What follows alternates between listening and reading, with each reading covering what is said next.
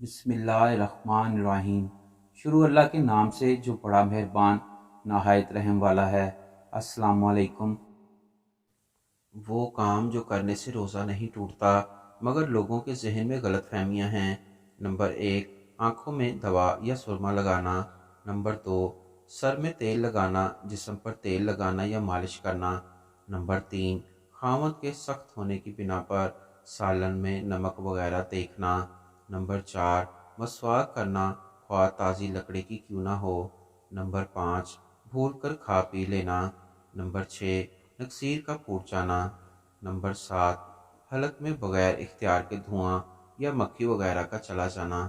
Number 8، جسم کے کسی بھی حصے سے خون کا نکلنا، اچانک قے کا آ جانا۔ نمبر 9، کسی زہریلے جانور جیسے سانپ یا بچھو کا کاٹ لینا۔